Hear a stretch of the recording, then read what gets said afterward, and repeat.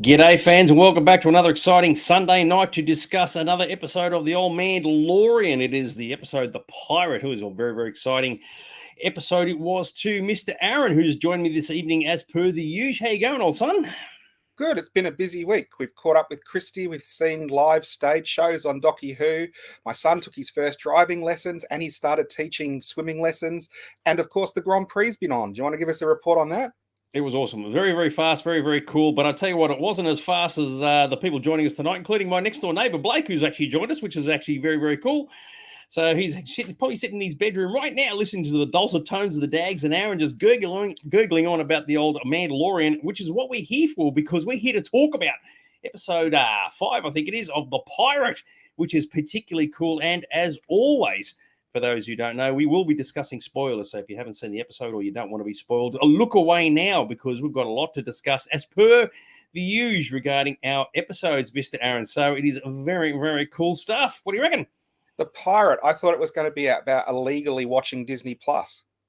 Tell you what, that's the way to go, isn't it? Eh? All right, so first things first, it was very, very good. We kicked off things. We went back to the good old Nevarro, or as we like to say, good old the Galaxy Far, Far Away version of Galaxy's Edge, which is particularly cool. I was wondering, I like the fact that the IG-11 statue is still missing, and I thought, has anybody in the town said, mate, who vandalized that, and why can't they put it back the way it was? Because not everybody would know they're going to put IG-11 back together again. You'd think some of the townsfolk are thinking, bloody, it must be youths, running around just wrecking stuff. So I thought it was kind of cool, but at least we got to see it. What do you reckon? Yeah. No, I thought that too. It's good. No one, I don't know if that many people really care. How many people knew what went in the background in the first season anyway? Yeah, but, it's the kind of thing. They put up a statue. There'd probably be a little plaque there. He saved every one of us. He's a Flash Gordon IG-11. And half of it's gone walkies one day. And they go, well, that's not good. High Magistrate Greef Karga, how about fixing the damn thing? So I thought it was kind of cool, though. Clearly they've just left it off there. And it's probably sitting in the back of the Babu Frick's garage. So the key thing is we get to see the good old Greef Karga. Notice he has got the shorter cloak now. So clearly the droids carrying the cloak around they've been given the flick, which is good to see. Because as you pointed out when we first saw that a few episodes ago, it did look pretty damn stupid. And as always, he was surrounded by non-speaking extras. So as he's pointing out railroad tracks and, plotting out new land for businesses and whatever, and they're just nodding and all the rest of it. And it's like, oh, mate, it's a dead giveaway. Hey, non-speaking extras, gotta love it. Yeah, I might be late to the party, but a lot of the droids on this look like the Ralph McQuarrie concept art of C-3PO that looks like Maria from Metropolis. Yeah, I was gonna put a picture of that in, and there's a lot of that going on, especially in Rebels. They used a lot of the concept art for Ralph McQuarrie's work, which, funnily enough, appears one of this episode later on. But yeah, that droid in there does look a lot like the C-3PO that McQuarrie first designed. So the big thing is, it's called The Pirate for a reason, because Gorian Shard returns, and I gotta say, and I was having a chat to some friends about this yesterday. There's one thing that these series do, regardless of whether you like the stories or the characters or some of the really dodgy stuff.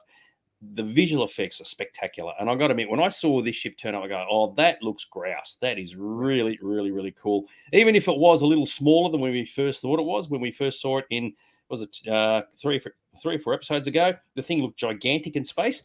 In reality, it's actually quite small. But I got to admit, that looks pretty Mickey Mouse. What do you reckon? Yeah, I loved it. And it's also harkens back to the 70s. There was an artist that used to draw futuristic space pictures called Foss. And he'd do a lot of... you could get sort of those, future art books. And I used to get them as a kid in the library and just look through them. And they were all these futuristic spaceships. And they always had these amazing designs and patterns on them. And this is very similar to that. Yeah, it's like it had like a camouflage on it, which obviously you don't need in space. But I got to admit, when I saw that, I go, yeah, that looks really, really cool. So once again, the visual effects in this show are pretty outstanding. Yeah. So Gorian Shard makes his appearance, aka Davy Jones, aka the seaweed guy, as someone once said. And at this point now, when we first saw him, he was just a bit of a knob, a few episodes ago. But I actually quite liked him in this sequence. And I liked his voice, and I really dialed into him. I thought, actually, this dude's got a bit more going for him than I originally thought, because, he just came across as a bit of a knob. But it worked for me. And I thought, oh, are we going to do something really interesting with this dude? And in particular, he makes reference to the fact that there's a pirate nation going on in the Mid-Rim, right, which clearly the New Republic can't control. Now, this harks back, if you remember, to the Book of Boba Fett, when Cobb Vanth said once the Empire was destroyed, all the illegal groups all started, just the pirates and the illegal crime syndicates all just came out of the woodwork. Go, woo, party, party, party. And clearly that's what's happened here. So in the Mid-Rim, it's just been overrun by all this lawlessness. Yeah. And the New Republic doesn't have the ability to control it all. And I actually thought that was quite interesting. So in the core worlds that all be sort of governed by the New Republic, and it's all yay team. But as you go further out, it becomes worse and worse. And I think that was actually, the fact that he brought that up, I think was kind of cool. I did too. I kind of thought of it like a lot of times in Star Wars, we've heard about planets in the outer rim and how lawless it is. But obviously the Empire was keeping control the closer you got to basically what you said. So I thought it was a really nice sort of bit of galaxy building. Yep. And I made a reference there. Someone made a point saying that in the Aftermath novels, which occur sort of, I don't know, a few years after this, I think around the same time, you had the sovereign latitudes of, I can't pronounce it, Maracavania or something like that, which is about pirates running around doing their own thing. So maybe it was inspired from that by that. I don't know. But it was cool. So it does show that there's actually a lot of unhappy people in the Outer Rim. And that's the reason why some people out there, Mid-Rim, Outer Rim, would say, you know, it's a shame the Empire's gone, because had they still been here, they'd be looking after us. Whereas now they're gone and it's all just falling apart. And that's the reason why a lot of people wouldn't necessarily say the New Republic are all good. They've just left us alone, and it's not been good for us. So Gorian Shard is saying, all right, okay, I'm coming back to take over the town. We sort of had a feeling he would have to make a return appearance at some point, which is cool. And I thought it was straight interesting, right? Straight out. He's just bombing the place and there's dudes falling in the air. I was quite impressed by this, right? So there's a lot of destruction, there's a lot of casualties, and there's a lot of like panic from the people. And I thought this was a really, really good sequence. I mean, in the end, you know, Gorian Shard, he's just the pirate, he's just doing whatever he does. But the way it was presented, I thought worked really, really well. And it's not the kind of thing you get to see very often. So how'd you find this, dude? Yeah, I thought it was good too. It was a really realistic sort of bombardment from space, which you don't really see too much in Star Wars either. I think we've had it in a couple of the movies. What am I thinking of? Jeddah, the Jedi Temple and the Star Destroyer above it and stuff like that. But you don't that was Rogue One. Yeah. You don't often see, them actually going from space orbit to planetary orbit. You see the TIEs come down, but not a big ship like that very much. Yeah, and it was interesting because when Gorian was talking to Greef, I mean, clearly Gorian realizes this is an open city. There's no one's looking after it. Greef's saying, oh, the New Republic's protecting it. And clearly he goes, no, it's listed as independent, which means, and there's no one's going to stop us. We're going to come in here. We're going to blow up to the Scheisenhausen and no one can stop us. And that's true, right? Yeah. So a few episodes ago when Greef said, no, I don't want to be controlled by another bureaucracy, i.e. the New Republic, suddenly he realizes, actually, I kind of need them. So it was a very interesting sort of about face when you say, well, I want to be independent, but that comes at a price. Now, I don't know if you picked up on this. I've seen similarities to what's happening in this episode to what mirrors happenings in real life. That's bad English, but we'll see what I mean. So when Gorian starts shooting at the people, right, because who clearly can't shoot back, I looked upon this as saying, okay, whoever wrote this episode or wrote these sequences, they're inspiring this on real life, which is the Russia invasion of Ukraine, where Russia was like launching missiles and stuff at populated cities.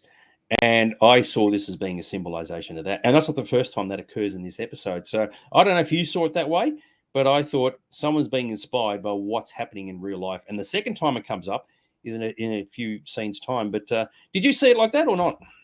I did. It is one of those things where I think this season, particularly of The Mandalorian, has just been pulling references and ideas from all over the place. I don't know if they've gone more for the fan service as well as like being inspired by real world events and things like that too. I guess we'll see more of it as it unfolds. The end of it, though, isn't like what's happening in Ukraine and Russia, though. So no, not exactly. But some of the principles, there's echoes of it. And you can go, oh, okay. I mean, I might be drawing a bit of a bow, but I thought, well, hang on, we've got like this massive aggressor who's attacking populated cities. So it's not like Gorian said, oh, no, attack the space sports and blow up their anti-aircraft guns or whatever. They're just shooting indiscriminately, right? All over the population have to run out. And you go, where's that happening in the world right now? And you go, yeah, I know exactly where that's happening. So it wouldn't surprise me if some of that inspiration has come from that. Anyway, it's open to interpretation, but I think that may have something to do with it. What I did think was interesting, even if they had been part of the New Republic, it would have been too late for anyone to do anything by the time they got a message out anyway. Well, true. I mean, he did make, as in Greef made a report saying, oh, they do have patrols coming through from time to time. And we have seen New Republic ships, Carson Tiva, for example, on Nevarro. But clearly they don't come around that often because they don't need to, because they're not a part of the New Republic fraternity. Yeah. But you are right. I mean, it would be easier to just give them a call and go, by the way, or being attacked by the pirates, and they discover, yes, all these ships do turn up to support Greef. But of course, that wasn't going to happen. And Gorian Shard was well aware of that, and I thought that was actually quite good. So he doesn't care. He's like, mate, we're here to take over, blow the shit out of the place. Too bad, so sad. Just deal with it. And of course, that kind of happens here. So I class this as it's not exactly the episodes like Gandhi moment. If you remember the movie Gandhi from way back in the 80s, they had 300,000 extras in some of their crowd scenes. Clearly, this TV budget couldn't really afford it. Okay, everybody's had to evacuate the city, follow Greef, and there's like 50 people there. Some people have said, oh, maybe they all went in different directions. Maybe they did. But, to be fair, if there had been a lot more people, it probably could have looked a bit more impactful. But, 50 people is better than nothing. What do you reckon? It wasn't a huge settlement, or a lot of them are hiding in the sewers where the Mandalorians were hiding. Yes, well, if you say those pirates really do give me the shits, then that would make a lot of sense. How about this? Now, I had Blake mention, say hello early. He was the first one joining in, and his mother's with us. So there you go. So... the whole family next door is just watching the two of us. How exciting is that? It's like 1/10 of our audience right there. Yeah.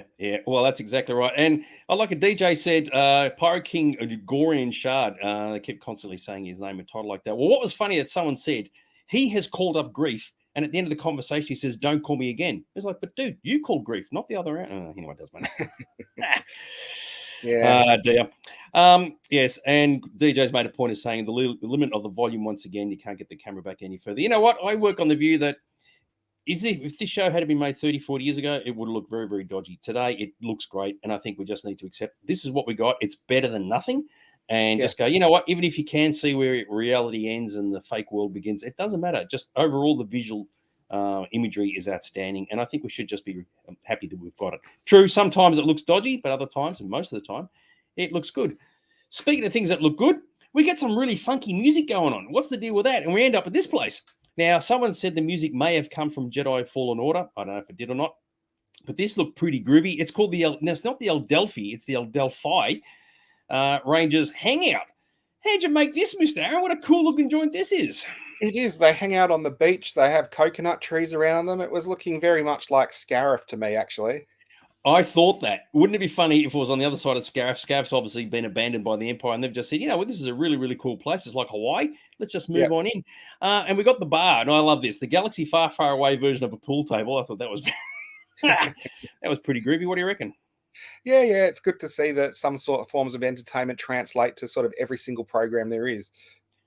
Well, that's right. And of course, I don't know if you're aware of this, right? There was a series that was being announced called The Rangers of the New Republic, which is clearly these dudes. Yeah. And maybe some of this stuff was meant to appear in that series. And of course, Rangers of the New Republic got cancelled.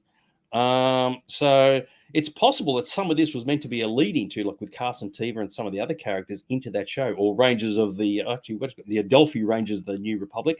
But of course, the show got cancelled. So I don't know if it was intentional, like they dangled a carrot, but then they took the carrot away. So no. Yeah, it could be. I mean, if there was any, I don't know if it got to the point where there's any money put into it for production, but that might be why this was here, because they had pre-visual designs or something like that. I don't know. But it's a bit of a coincidence they should show the Rangers of the New Republic, the Ranger guys, whatever. And there was going to be a show about these guys, but of course that show got cancelled. So Carson Tiva did return, so we haven't seen him for a while, which is very, very cool. I was wondering, as soon as I saw this, how long will it be before fans try to replicate his Top Gun jacket? He's wearing the cool leather jacket, mate, with the patches. Hey, what do you reckon? Do you reckon he's taken the inspiration from somebody?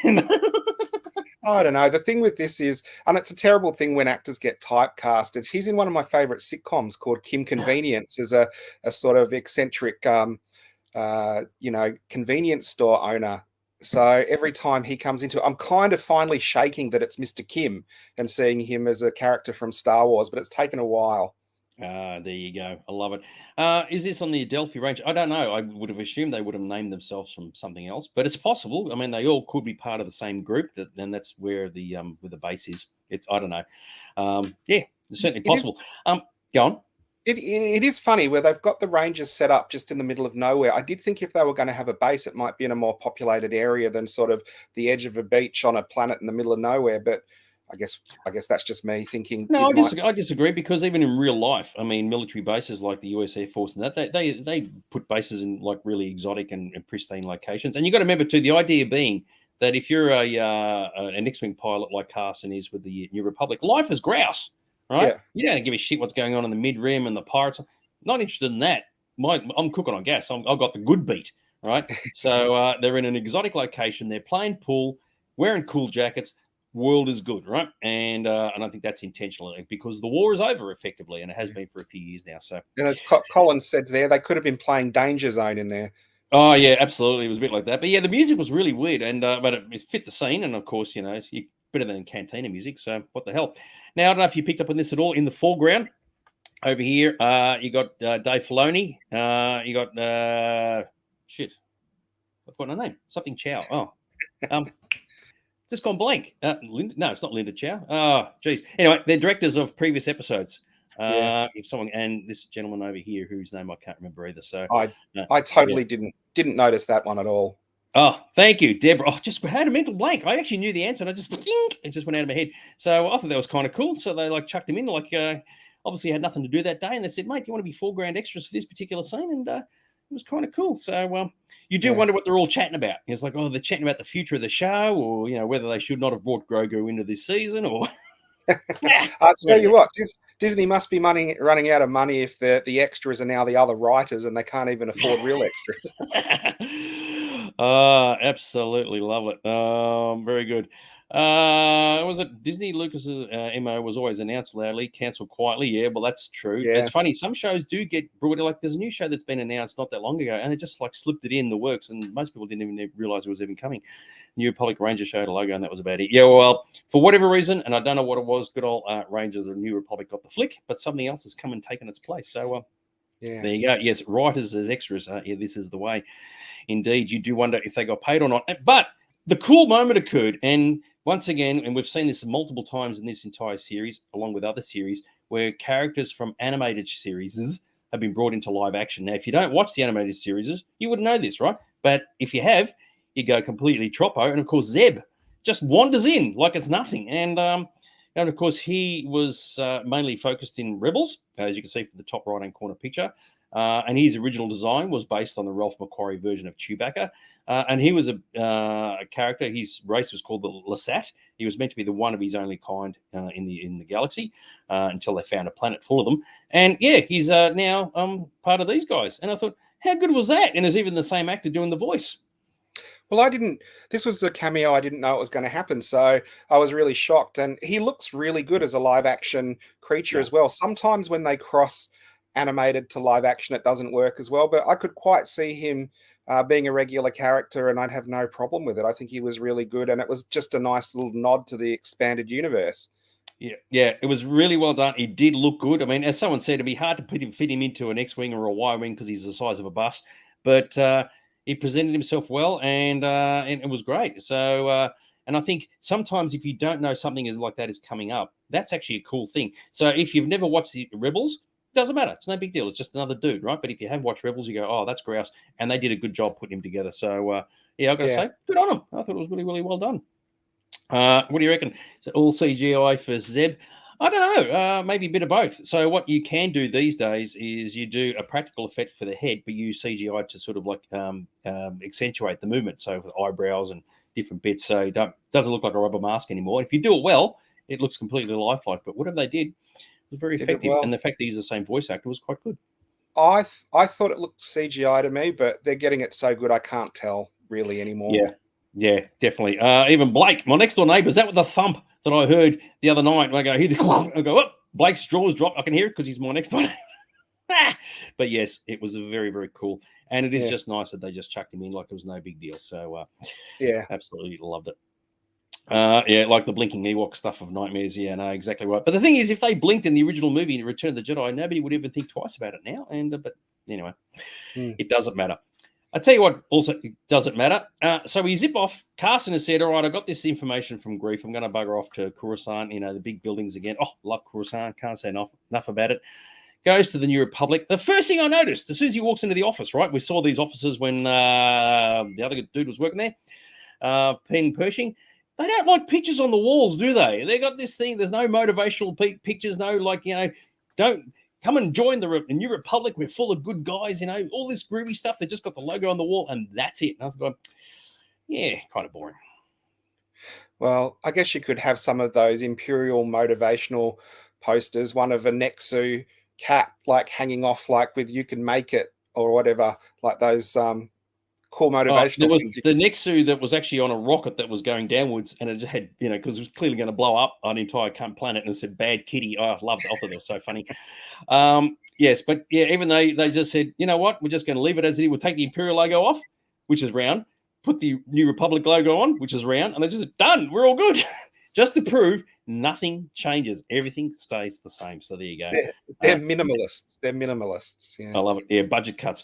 Zeb looked awesome, and he did. I don't think anybody could actually fault how Zeb looked. All right, so I don't know if you picked up on this. Once again, I don't know if it's intentional or not. We get introduced to Colonel Tuttle. And I thought straight away, oh, hang on, is this name Tuttle a homage back to the film Brazil? Or Captain Tuttle from MASH, if you remember, because he was a non-existing character. Did you pick up on that at all? Because I certainly did. I didn't pick up on that. I was again spinning out because it's a sitcom actor from the Goldbergs. It's Adam Goldberg's teacher. So I was like, oh, and he's been a teacher in a few different things. So this is one that wasn't too distracting because he's been in a few different things, and the character he plays is always the same, kind of a sort of laid back, doesn't really care too much. So I thought he was well cast, but I didn't pick up on the Tuttle. I was looking more at the Rebel insignia that house back to some of the different Star Wars movies as well. Yeah, I think it's the General Madine sort of look, if I'm not mistaken. So yeah. But yes, I thought it was a Tuttle. What a weird freaking name. So that can't be an accident. That's got to be done by design.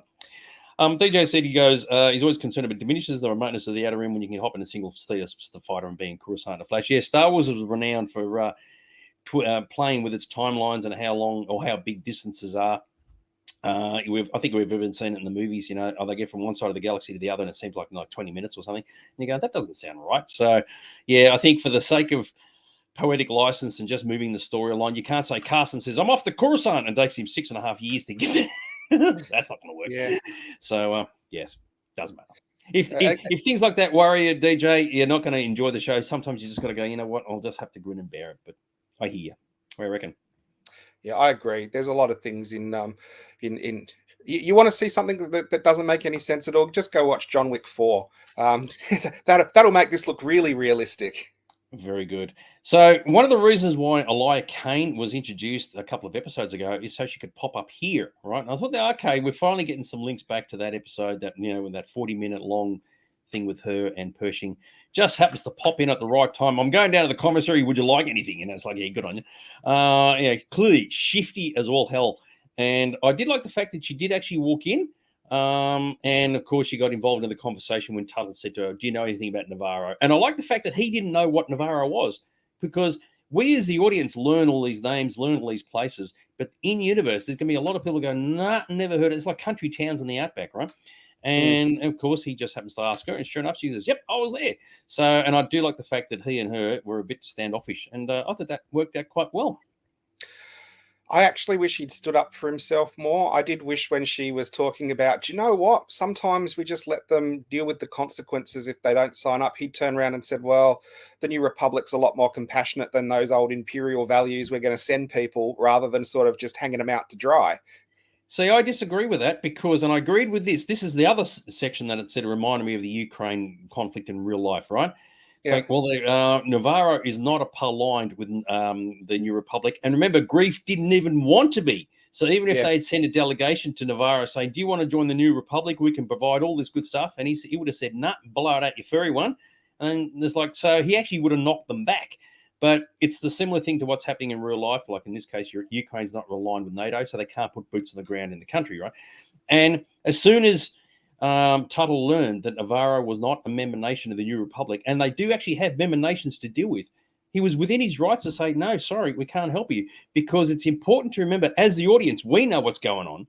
But in their position, if someone walks in and says, this planet I've never heard of, has got problems with these dudes, and go, mate, I've got all this stuff I've got to deal with first by people who are members of the New Republic. They've got to take priority, because if they don't, if he says, okay, we'll help out, we'll send people to Nevarro to help out, all these other places are going to say, well, hang on, how can they jump the queue?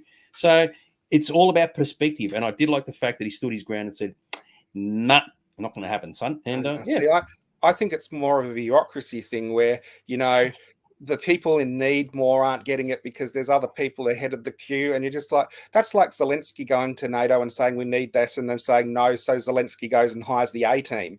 But the problem is, and this is what happened in real life, it's an emergency. And you go, yeah, no, I've got 15 other emergencies there. How do you prioritize an emergency? Pirates are attacking. They're attacking here. They're attacking there. Why should these guys get priority? Now, remember, as the audience, we get it, right? Oh, my God, Gorian Shard is blowing the bejesus out of poor old Greef Karga's village. We get that, right? Yeah. But it's not. But from his perspective, he just doesn't see that. He just says, like, I'm seeing a whole lot of problems. We're trying to keep control of it all. And it's hard. It really is. You want to help everybody, but you can't. And that echoes real life.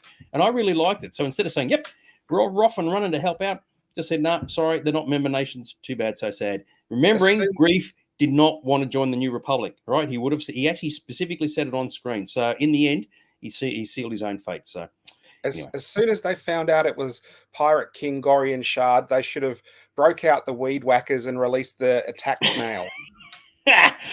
Absolutely love it. And that's what, there were some aspects of the show that I really liked. So and that was actually one good one. So Tuttle stood on his ground. So now, of course, Carson is joining all these dots, right? So he's the voice of the audience at the moment. And he's saying, well, there's pirates over there, the Imperial Remnant is over here, there's stuff going on there. Some people have said, oh, maybe he's going to start the resistance, which appears in the sequel trilogy. That's actually not true, because that doesn't occur for another 19 years, and Leia Organa forms a resistance, right? So that's canonized. So, but it doesn't mean like people like him can't start thinking, oh, there's something weird going on. But of course, no one's going to listen to him because there's no evidence of that. So, but I did like the fact that he's sort of thinking about it. So, yeah, it was kind of cool. I guess the whole thing with the galaxy or whatever the region is that they control is so big, you're always going to have problems when something one side of the galaxy flares up and there's no one there, and something on the other side happens at the same time. So I guess it's just one of those things where you're going to have to either do the best you can or do your own thing. And that's what the decision is at the moment. Yeah. And the irony being, of course, we saw at Delphi, I'm never going to get that right, base, there's a whole bunch of dudes just standing around playing pool. It would have been easy just to put the phone call in and say, can I just borrow 10 of these dudes to pop off to Nevarro, just have a quick look around? If everything's good, we'll have a beer and then go back. But no, that didn't even work. So anyway. I did think that also when he's like, we better go get more, more backup for this, when what actually goes down, you kind of think, well, they didn't really need that much more backup anyway, did they? Yeah, that's a good point. And you are right, Shane. There's no Jedi to help keep the balance in the peace. So, the universe is out of whack once the Jedi are missing. And, of course, the Imperials just replaced the Jedi with big-ass sticks to whack the crap out of everybody. And that maintained peace. But the New Republic are all touchy-feely, if you will. And, of course, they're very overwhelmed. If you look at it from the Rebel Alliance's point of view, they destroy the Empire at the end of Return of the Jedi. And they go, okay, we've got this entire galaxy, trillions upon trillions of planets and beings and stuff. Suddenly there's no government anymore. What do we do? So you can imagine it would be a tough ask for them to try and get their head around it. But they'd start at the middle, which is Coruscant, and work that way out. And it would have been a case of the Outer Rim. They're just going to have to wait. And, of course, years later, they're still waiting. So love that. Yeah.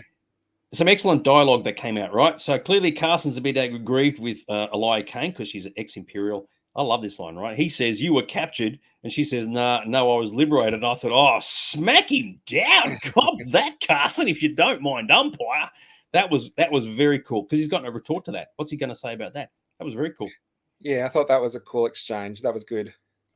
I love it. And in the end, as I said earlier, Tuttle's not going to help because simply there's other things he has to deal with. And we don't know what the issues that the member planets are dealing with. And as a consequence, sorry, Carson, you're on your own, son. But there you go. But she, as in Elia, is now aware that Carson's sort of got his thinking cap on and he knows things are happening. So I thought that was quite interesting. So she'll probably be watching because as he walks out, she gives him the dirty look.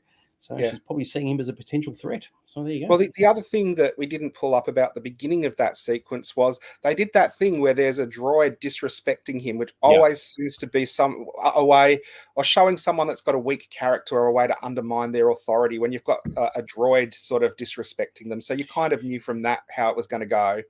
Yeah, it's a good point. Yeah, so don't put that on the table, and the droid just does it. But that's the same droid I think that we saw when he ran into the dude who was not Pen Pershing, but some other guy.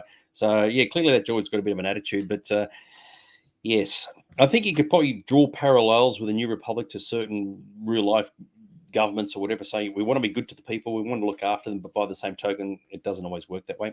I don't really know, but I thought it was quite good. But yes, you do wonder, because Eli has clearly got a finger on the pulse. Stuff's going on. We just don't know what it is. Bearing in mind, everybody mentions about the First Order. The First Order doesn't exist yet. So if you read the Aftermath books, the Imperial Remnant has nicked off to the unknown regions, and they stay pretty much dormant there for the next 25, 30 years until they reappear at Force Awakens. So, yes, very, very cool. In the interim, Carson says, well, I've got nowhere to go, so I'm going to bugger off to this planet, which is the unnamed planet. And, of course, we're going to catch up with Din and the troops. And I like the fact that he says there's an informant among the group. And, of course, no one would have suspected R5, because even I thought, oh, hello, we've got a spy in the group, have we? And it was good old R5. So R5-D4 served in the rebellion. Make of that what you will. Carson knows who he is. Make of that what you will. It's a little bit convenient, a little bit contrived, but whatever. Yeah. Oh, well, it's one of those things. I guess you can put it in there, or you put a different droid. If it's R5, it just goes back to A New Hope, and you've got more people sort of going, oh, it was R5. But there you go. Yeah, he was just in the background there. Everybody forgot about him, which is intentional. And sure enough, him. And as to why R5 said, hey, Carson, you wouldn't believe what I'm doing at the moment, or who I'm hanging out with. So it was kind of lucky, kind of convenient, but don't think about it too much, kids. And I agree with you. What might have been funny is if they R5 had wheeled out and you thought it was R5, and then the lid popped up and Boba Frick popped up and goes, "It's me," or something. It's like a Mario, is he? You are right. Yeah, she's not an ex-Imperial. She's definitely a pro-Imperial, and just hiding it under the layers of trying to be a goodie working for the New Republic. I like it. The R5 is going to end up as target practice for the younglings. Well, exactly right. You never know what his future is going to be. And he's come a long way since he was hanging out with Pelimoto on Tatooine, being a bit of a scaredy cat. Now look at him. He's working for the Mandalorians and have a whale of a time. So, yeah. Very, very good. All right, so Din confirms that our little Creed, our little Covert, doesn't have any ships, right? Which then prompts the question, what do they do with them all? So I've got no idea. And, of course, I don't know if you picked up on this, but what Carson feels is occurring with the Empire, which in other words, he's thinking, the Imperial Empire is starting to rebuild itself, is exactly what Dedra Meero felt regarding the Rebel Alliance in Andor. It's exactly the same thing. It's just like one's working for, Carson works for the good guys, and Dedra Meero worked for, if you want, the bad guys. But they both had exactly the same thoughts, that something was happening somewhere that they couldn't control. I drew those parallels, and I thought it was actually quite good. Well, I think as well with what I was saying before about how big the galaxy is. A galaxy has millions of planets and stars in. If you've got something that can control a galaxy, it's obviously more than the intimate number of characters we know. It's millions and millions of people, and there must be systems that are still Imperial, and the whole dynamic must be changing all the time throughout the whole Star Wars universe. Well, that's right. And we've had this sort of discussion before, and it's actually covered off in some of the books that just because the Empire fell and everybody said, the Empire, I think we said it on one of our episodes, everybody said, the Empire's the bad guys, we're really glad that they're gone. There are going to be some people who go, you know what, I want them back again. And that's covered off in some of the novelizations. People go, the New Republic's good, but the Empire was actually better. It all comes down to your point of view. Speaking of points of view, I did like this. As in this is R5-D4. If they're using the armor's using the Forge and she's a bit short, a bit of Beskar, just take R5 apart and just bang the crap out of that. Kind of cool. And of course, R5 does have his own story. So when we saw him from the Jawas in A New Hope, he somehow ends up with Pelimoto and whatever. That's a lot of years in between. So what was he doing all that time? So clearly he got fixed up. Way back. I think it's a fan comic. It might be a side story in another comic called Skippy the Jedi Droid or something. But obviously that's not canon. But he has had a lot of different stories. Yeah, and of course he worked for the rebellion, so make of that what you will. So not just before New Hope, but even not just that in New Hope, but before that, he's got a lot of backstory as well. So yeah, make of that what you will. All right, so I've been watching this episode, right? And I'm getting right into it. It's all very good. And I go, hey, what am I missing? I'm missing something critical. And I'm just sitting there and going, what is it? I just can't put it together. And there I was, finally he makes that appearance. The cash cow, mate. Absolutely serves no purpose whatsoever in this episode. And some people are now starting to say, mate, the writers don't know what to do with him. He's got no animals to eat. He's got no animals to put to sleep. He's got nothing going on, right? And now fans are starting to say, oh, he should not have been in this season. And of course, we said that at the beginning, episodes ago, right? But the cash cow, aside from sitting on Din's lap, right, when he's herbing around the M1, he does nothing except, he's the odd close-up, the odd cute look. And for a series that focused specifically on Din and Grogu, suddenly Grogu really is the fifth wheel. He is just as useless as tits on a bull, if you will, or tits on a bantha. And I tell you what, it's just like, what the hell? So I think they're sort of stuck with him, and I reckon people are scratching their heads going, well, we have to do something with the guy, but they got nothing. I think what probably would have happened when they were going through the story arc that this season was going to take, they were going to be, well, this is the series he becomes a foundling and starts training to be a Mandalorian. And so his story arc would be doing training. It's just there's so much else going on that's kind of been pushed to the background. So you've got one episode where he's juggling rocks with the Force and firing darts, and that's been about it. Yeah, well, training as a Mandalorian is not exactly exciting, No. You say, okay, I'm going to see Grogu do 20 push-ups, and then I'm going to see him climb on the rope, and there's no story there. What the hell, man? I mean, even when we saw him, like he's fighting against Ragnar a couple of episodes ago, it's like, is that the best they can come up with? He didn't even get to bloody save the day by destroying the raptor thing, so he was sitting on the beach the whole time. So, yeah, I can do a montage of him doing push-ups and training to the Rocky music. So. Oh yeah, I love it. Yeah. Gonna Grogu now. Absolutely love it. Anyway, so all right, so Din is inside the cave, right? Got to have the cave, which of course this prompted the question from last week. If all the Mandalorians have to walk away to eat, they take their helmets off, but they've got to be by themselves. Where do these guys all go? I mean, how far do they have to walk before they find a place by themselves? But don't worry about those details. Anyway, so Din is trying to convince the group, go back to Nevarro, help Greef. And of course, we know that happens because we've seen it in the trailer. I thought the thing I found funny, right, is that while he's saying we need to do this, we need to do that, all you're hearing is the murmurings in the background, the rhubarb from the other characters. I go, oh, come on, guys, you should be just listening in silence and then go away and confer. Don't you think, rah, rah, rah, rah. What do you think? Rah, rah, rah, rah. Oh, God, it's terrible. Well, the thing that I thought was funny is they seem to be more agreeing with Paz Vizsla, where he's giving the speech that seems like he doesn't want them to help. And they're all going, yeah. And then he goes, and that's why we should help. And they're all like, yeah. And I was like, he's pulled that like switch around, but the crowd hasn't acknowledged it. They've done the big old 180. Absolutely love it. And now, to be fair, some people said, oh, it was unbelievably predictable he was going to do this. I actually didn't think, I just wasn't paying attention. I thought, well, he's not happy bad at all. And then he says, oh, well, didn't save the kid, and the bow say didn't give up hope. So let's go and help out. And of course, it makes a lot of sense that Paz would say this because he clearly wants to bash some stuff up. He wants to bust some heads. And he can't do it with the younglings because he can't get their helmets and just smack them together. He wants to go and get the testosterone happening. So it makes no sense. It makes complete sense that he would say, yep, let's go into fight, kids. And we are all good to go. Love it. I like this. Yeah, it's a Grogu Mando training montage. Yeah, because you've got to have a montage if you've ever seen Team America World Police. But let's not go there, shall we?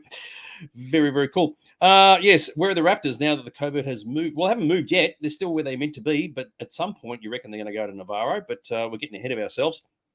And of course, and this is significant, right? We're going to go and help Greef and Nevarro and all this sort of bizarre. And once again, Bo takes control, right? Got the big rousing speech. We're going to act like a big group. And that it's not the armorer who you'd think would be coming up with all these plans. It's Bo, right?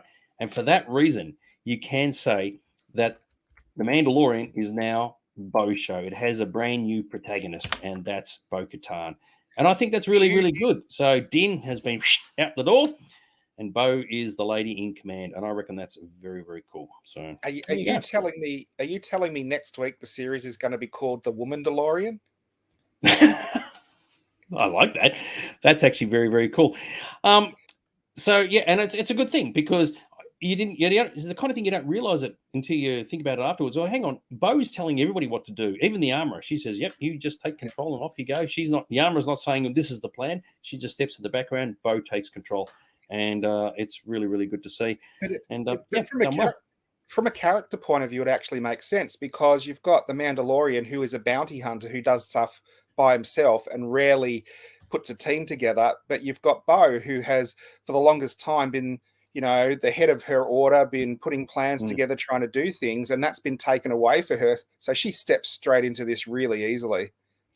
Absolutely true. Now, I got somebody sent through this quote, and I thought this was kind of cool. So all of our heroes, our Mandalorians, are going to nick off to Nevarro, right? Which means somebody's going to get left behind. Now, there's a bit of a long quote that someone wrote. I'll read it out to you. This relates to last week's episode, right? Okay. With all the Mandalorians on Nevarro, I'm picturing a very scared Ragnar walking out the cave saying, "Hey, hello, where did everybody go?" And then a monster jumps out of nowhere and gobbles him up again. As I said, it must be Tong's day because he's always getting himself into trouble. So, I love it. Just don't let that kid anywhere near the water. Oh, I tell you what, he's dodgy as. All right, so we get back to Nevarro, and the pirates are taken. And I got to admit, this is groanable, right? Typical pirate stuff. Oh, so stereotypical. They're drinking, they're wearing their rubber masks. It looks dodgy as. And I thought, oh, seriously, is this the best you can come up with? You got the waiter carrying the tray, and they knock him over, and it's like, oh, cheapers creepers have stolen this out of how many movies and TV shows? Like, oh, fellas, you can do better than this, surely. So, yeah, it is one of those cliches, and you always wonder when they're not good at getting good enough waiting staff, they knock the staff over and it spills all the food, so it actually gets worse, not any better. Yeah. It was a weak moment, and of course the problem is the aliens just look like dudes wearing rubber masks. That's just as simple as that. They're not exotic enough, and they're not like doing something you go, oh, that could never exist in real life. That's like it's like the Kamanonians. Well, what do you sort of characters, that sort of thing? So yeah. What do you expect when their captain looks like he's wearing fish tank plastic weed? That's a very good point. Now, as Matt mentioned, it reminds me of Bounty Trail. I thought exactly the same thing. Bounty Trail was an Australian fan film made in the 1990s, late 1990s, and it actually featured aliens getting drunk, and looked very much like that. So it was very, very cool. Just a reminder, like. Once again, you see gory and shit. And, as always, as we said earlier, the visual effects in that do look awesome. I mean, the show was a visual treat. And the ship was grouse, and I really, really loved what they were doing with it all. And I love the fact, right now, Captain Seaweed even has his own first mate. He's even got the scarf around his head and everything. And I thought, what is his, like the Galaxy Far, Far Away version of Smee? And all we'll need now is Gorian to have a peg leg and we'll be good to go. Oh, what was the deal with this dude?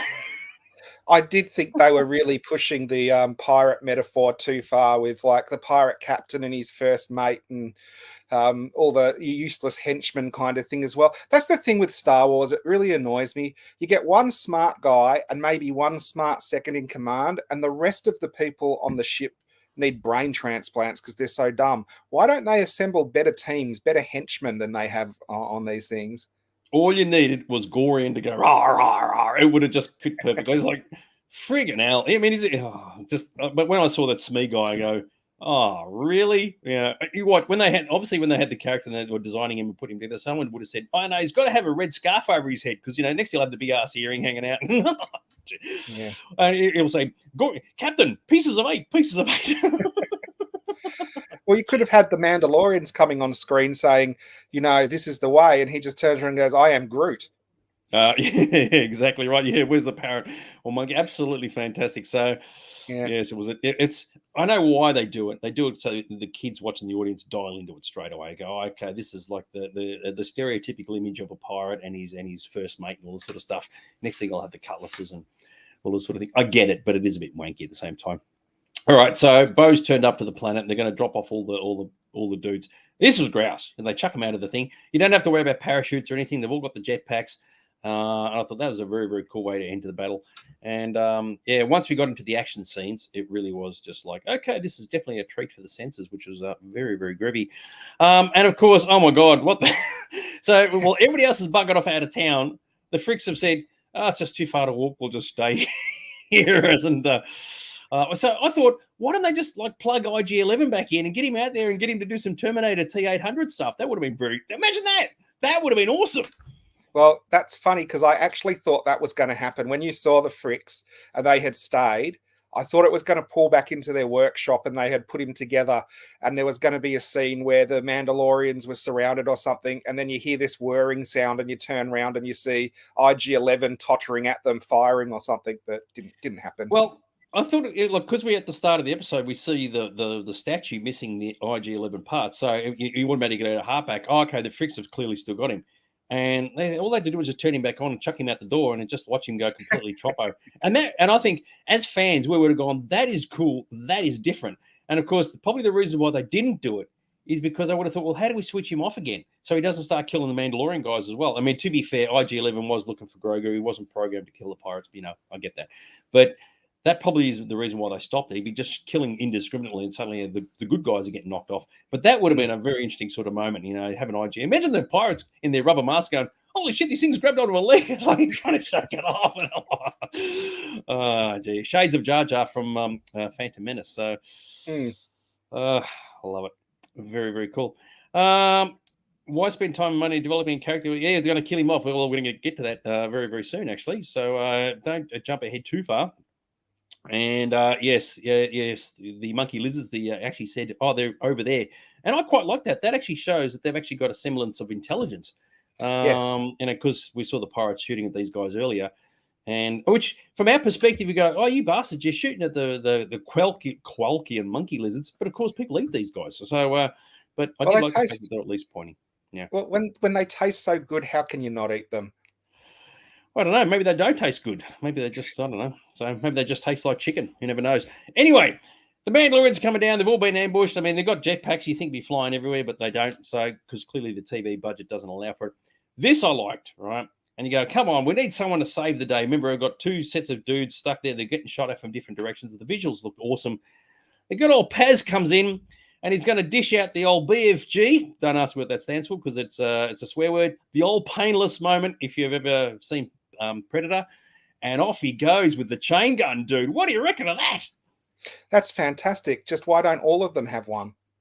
Well, it's obviously a bit of a heavy thing to lug around. I mean, that was cool. I thought, we want to see him unleash, sort of cut loose a little bit, and it was very groovy. Since I was a kid, and you'd read in Starlog and Starburst about the rumors of what Star Wars was going to become after Star Wars, and there was the Mandalorian Super Commandos. And I always wondered what it would be like to see them, especially after you only see Boba Fett. And I have to say, The Mandalorian in its seasons has given me a fair dose of seeing what these people can do as a group when they get together. And this was a fantastic action sequence, I thought, in this episode. Yep, it looked absolutely awesome. Our baddies, our pirates, decide to get their own version of the 50 cal, which you kind of saw a similar thing in Andor as well. And there are now Mandalorian casualties, and I did actually like that. I mean, there's a lot of times in these shows the good guys don't get a scratch, but in this case they do. Even though they're wearing the armor, I think some of them still it doesn't end up well for them. And I thought this was actually quite cool. And then, of course, the armor comes in with her hammer, effectively. And I was intrigued by this because I thought, okay, we're seeing physical violence that's a little intense. She's bashing the shit out of people, but of course they're all aliens and they're bad guys. So I think if you were looking at it from a child's eyes, an audience member's eyes, people be going, that is awesome. Beat the bejesus out of them because they're baddies and they're aliens, so we can't relate to them. But I thought that was surprising. It was like, it's a little bit more intense than I would have expected. So what do you reckon? Yeah, that shot there also mirrors exactly from the arena scene in episode 2 when Mace Windu walks up and they're all on the balcony and he comes along, which I thought was deliberate.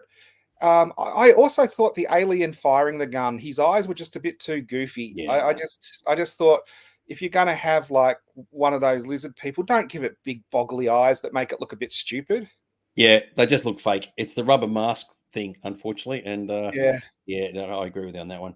But so how did you find the fact that the armor comes in and doesn't fire a shot but just beats everybody effectively to death? I thought it was good because I thought it was sort of she's skilled as an armorer, so obviously she can use a hammer, and she has been doing it her whole life. And obviously, working with Beskar steel and doing things like that, it's a lot of beating and a lot of precision. And she's just changing that sort of skill set into coming in and going through all the pirates and killing them. So I thought that was a nice development for her character. It actually shows she isn't the one that sits there and says, this is the way, and gets everyone else to do the dirty work. When it comes down to it, she jetpacks in as well and can pick up a hammer and take out, the main gun. Yeah. Yeah, true. Very, very cool. We were talking about how good things were looking. I don't know if this was deliberately inspired by Pirates of the Caribbean. Should be Pirates, not Pirate. Pirates of the Caribbean. When you see the ship, what is it called? The ship with the black. I've just gone. Oh, Black Pearl shooting at Black Port Pearl. Royal. Yeah. And I like the fact you can see where the missiles are coming from and where they're going. I did actually find that once again, visual effects are fantastic. Looked really, really cool. And good old Vane, he's the last of his dudes. All the other guys are knocked off. And I like that he knows where to cut his losses and bail out. So I don't know if we'll ever see him again. But yes, it's the old thing of pirates. They'll only go with the safety and the money is. And if they disappear, he's out the door. So I quite like that. I do think, do they really think they're going to win? Because he's already come up against Greef and the Mandalorian before and just saw they get annihilated. As soon as a whole bunch of them come back, wouldn't you be thinking, well, I'm out of here straight away? Yeah, I love it. He's above you. He's below you. It's like, yeah, well, right. It is two-dimensional bad guys who clearly don't sit there and realize, oh yeah, we got defeated by one guy before. Now we've got a whole army of them. Now it's time to cut our losses and go. Which is why this sequence, even though it looked grouse, I mean, this was an awesome bit. And of course, this was harking back to what Ads said about spending time and money developing a character. In this case, Gorian Shard and Sneak. He's offsider, and then you kill him off, and you go, well, what was the point of that? So if it's a weak subplot of the series, the pirates have turned up, they're a threat, they're destroying the thing, we destroy them, done. And you go, well, really, that was the best you could come up with? So the thing that really annoyed me about this is I thought behind the pirates you would have a bigger foe, like you find out they're working for Moff Gideon or the Imperial Warlords, but by killing them all off like this, there was no next step where defeating these pirates led you to the next stage of the story where you can say, well, the pirates were set in by these people. So that was kind of like you and Ads were saying, it introduces a character. They put character development, obviously a lot of money into the sets and the ship for this one, and it's all gone. Yeah. And they say Vane. So Vane nicks off. You would have thought the Gorian would have said, I'll come back and I'll defeat you again, you scurvy dogs, and off he goes. But no, he sticks it out, and he's like, no, it doesn't great. Yeah, that we know of. But yeah, I mean, the ship's destroyed. There's no escape pods coming out. So, I mean, having said that, Max Rebo and Bib Fortuna survived Jabba's sail barge, but, I don't know. Well, there are the Vader just survived the Death Star, so there is a precedent of like bad guys getting away from these level of destruction, isn't there? Yeah. But it was definitely of the episode, definitely one of the weaker moments that Gorian's just saying, shoot them all, and he's like, dude, you're losing all your engines, dude. You got to cut your losses and go. Vane did. So anyway, it was a means to an end, right? And this was the end, right? So the old Mandalorian group have come down. Greef has said, okay, they're all the saviors, and he's going to give them some land. It's very, very cool, including Bullock Canyon. I think there was a link to Jeremy Bullock. I don't know if you picked up on that at all. But, of course, mate, they're looking for a home. Well, just go back to Mandalore. We know you can now. The atmosphere is not poisoned. I mean, the planet doesn't look that flash. But if you're going to rebuild anything, wouldn't you go back there? So I thought that was interesting. So you would assume at some point they will. But for the meantime, they're going to be hanging out doing some farming work. Well, that's exactly the same thing that I was thinking when he's coming and saying, we can give you land and give you a home planet. I was thinking, but they've just proven Mandalore is empty. All they have to do is clear off the Morlocks and you can have it back. Yep. So if you don't mind, if you're hunting some dude, you've got plenty of things there to eat. So why not? So, yeah. So he says, you don't have a home planet, but you got a home. Go, well, actually, they've got a home planet and they can go back to it. So it's a bit busted up, but they can rebuild. So, anyway, whatever. So, who knows? I mean, it's going to be hard to imagine our heroes, our covert, sort of living off the land, with sunflowers everywhere and goats and sheep. they're milking cows and all this sort of business. Kind of doesn't really work. Wearing the helmets still. So, yeah, I don't know. Yeah. Whatever. All right, we get to a serious bit. While of this, the celebrations are going on, Paz says to Bo that the armourer wants to speak to her. And, of course, I know I did like this, right? We're coming full circle now. So the armor's gone back to her original forge in the sewers of Nevarro. And I like that. And it was, as I said, there, time for reflection and introspection. And it was a good moment between the two characters. And, of course, the armor is now realizing that even though she's mentioned this is the way millions of times in this episode or this series, she realized they've lost the way, which I thought was kind of interesting. And, of course, she gets Bo to take her helmet off and wants her to reunite all other Mandalorians together. But, of course, that prompts the question, do any other groups want to be united, right? because up until this point, up until like today, the children of the Watch considered themselves as being pure, and everybody else were heathens. Now all of a sudden the armorers had a complete about face and said, no, time to bring them all back together again. What if word's gotten out and Bo meets up with some other Mandalorians and go, you know what, come and join us, we're all cool. They go, no, the armorer's a bitch. We don't want to be hanging out with her. She's like, leave your helmet on all the time. She had her chance, all right? Maybe we caught up with her on Glavis and she says, no, buggy you, unless you've taken your helmet off, Mickey whoop. It's a bit of an ask for people to say suddenly come on back and be one big happy family. So I thought this whole thing probably betrayed the character. I didn't see it happening and going this way, because the whole point of the creed, and she's obviously a religious zealot, and the people who joined, you don't just change like that. Especially as you got down to, there was 2 Mandalorians in the creed left, and we kind of had a fight over that to get the helmet off and put the helmet back on and go to the living water. Now it's building up again, and she suddenly says, oh, this isn't the way. I did think that sort of betrayed the character. But like we were saying last week, the more they kind of add to the backstory of this, it doesn't seem to improve it to me. It's sort of, they try and clear things up, but by doing it, just make more questions that don't make sense. Yes, and what's happened in this episode where they've saved the day in Nevarro, it shouldn't be enough for her to say, oh, I'm now changed my mind. If anything, she'd be going saying, well, okay, Greef, you now owe me one. We're going back to our original planet. Leave us alone. Or they move to another planet because, you know, Carson knows where they are. But yeah, it's a bit of a sudden change of attitude. And I think at face value, it's great to say, go forth and bring other disciples back to us. But that doesn't necessarily mean it's going to work. And as we know, Mandalorian factions have been warring with each other for a long time. So it's a way of getting Bo out of the show, that's for sure. Yeah. Shane could be right, I guess. We have said that Bo seems to be doing a lot of the planning and the Mandalorians are doing what she says. Maybe she thinks, well, they're just seeing me as an armorer and not so much a leader anymore, so I might as well put my hat in the popular ring, you know? I don't know.